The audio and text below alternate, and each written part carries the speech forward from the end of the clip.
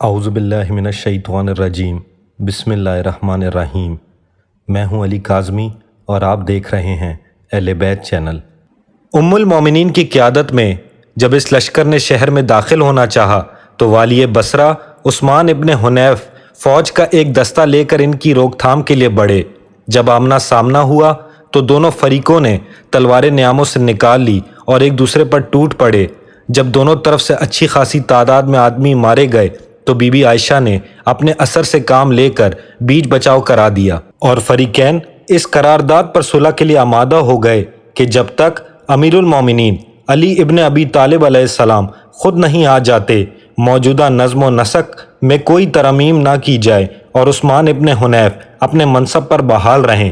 مگر 2 ہی دن گزرنے پائے تھے کہ انہوں نے سارے عہد و پیمان توڑ کر عثمان ابن حنیف پر شب خون مارا اور 40 بے گناہوں کو جان سے مار ڈالا اور عثمان ابن حنیف کو زد و کوب کرنے کے بعد ان کی داڑھی کا ایک ایک بال نوچ ڈالا اور اپنی حراست میں لے کر بند کر دیا۔ پھر بیت المال پر حملہ کیا اور اسے لوٹنے کے ساتھ 20 آدمی وہیں قتل کر ڈالے اور 50 آدمیوں کو گرفتار کرنے کے بعد تہ تیغ کیا۔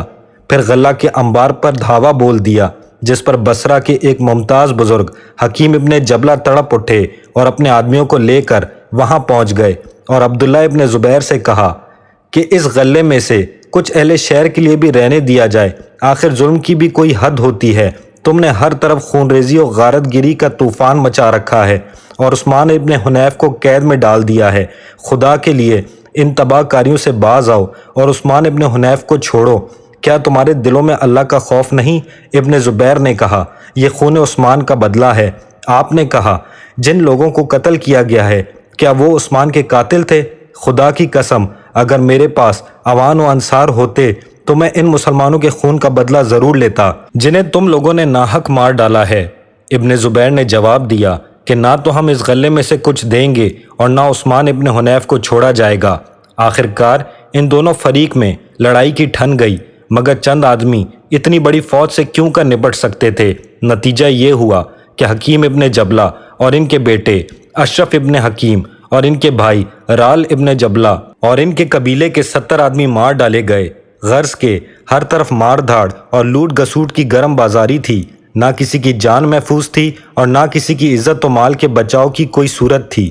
جب امیر المومنین علیہ السلام کو بصرہ کی اطلاع دی گئی تو آپ اس پیش قدمی کو روکنے کے لیے ایک فوج کے ساتھ نکل کھڑے ہوئے، اس عالم میں کہ 70 بدرین اور 400 بیعت رضوان میں شریک ہونے والے صحابہ آپ کے ہم رکاب تھے۔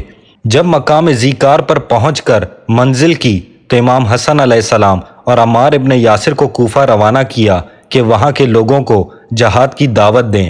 چنانچہ ابو موسیٰ اشعری کی رخنہ اندازیوں کے باوجود وہاں کے 7000 نبرد آزما اٹھ کھڑے ہوئے۔ یہاں سے فوج کو مختلف سپہ سالاروں کی زیر قیادت تربیت دے کر دشمن کے تعاقب میں چل پڑے۔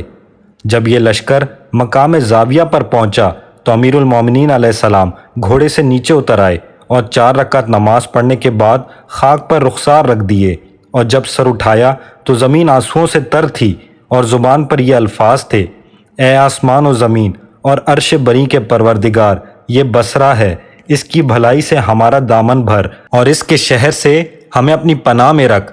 پھر یہاں سے آگے بڑھ کر میدان جمل میں اتر پڑے کہ جہاں حریف پڑاؤ ڈالے ہوئے تھا۔ امام علی علیہ السلام نے سب سے پہلے اپنے لشکر میں اعلان فرمایا کہ دیکھو کوئی کسی پر ہاتھ نہ اٹھائے اور نہ لڑائی میں پہل کرے۔ یہ فرما کر فوج مخالف کے سامنے آئے اور طلحہ اور زبیر سے کہا کہ تم بی بی عائشہ سے خدا اور رسول کی قسم دے کر پوچھو کہ کیا میں خون عثمان سے بری و زمان نہیں ہوں؟ اور جو کچھ تم ان کے متعلق کہا کرتے تھے کیا میں بھی وہی کچھ کہا کرتا تھا؟ اور کیا میں نے تم کو بیعت کے لیے مجبور کیا تھا یا تم نے خود اپنی رضامندی سے بیعت کی تھی؟ طلحہ تو ان باتوں پر چراغپا ہونے لگے مگر زبیر نرم پڑ گئے، اور امام علی علیہ السلام اس گفتگو کے بعد پلٹ آئے اور مسلم مجاشعی کو قرآن دے کر ان کی طرف بھیجا تاکہ انہیں قرآن مجید کا فیصلہ سنائیں، مگر ان لوگوں نے دونوں کو تیروں کی زد پر رکھ لیا اور اس مرد باخدا کا جسم چھنی کر دیا۔ پھر عمار یاسر تشریف لے گئے تاکہ انہیں سمجھائیں بجھائیں اور جنگ کے نتائج سے آگاہ کریں، مگر ان کی باتوں کا جواب بھی تیروں سے دیا گیا۔ ابھی تک امیر المومنین علیہ السلام نے ہاتھ اٹھانے کی اجازت نہیں دی تھی، جس کی وجہ سے دشمن کے حوصلے بڑھتے گئے اور وہ لگاتار تیر برساتے رہے۔ آخر چند جانبازوں کے دم توڑنے سے امیر المومنین علیہ السلام کی فوج میں بوکھلاہٹ سی پیدا ہوئی اور کچھ لوگ چند لاشیں لے کر آپ کے سامنے آئے اور کہا کہ یا امیر المومنین علیہ السلام، آپ ہمیں لڑنے کی اجازت نہیں دیتے اور وہ ہمیں چھنی کیے دے رہے ہیں۔ بھلا کب تک ہم اپنے سینوں کو خاموشی سے تیروں کا ہدف بناتے رہیں گے اور ان کی زیادتیوں پر ہاتھ دھرے بیٹھے رہیں گے؟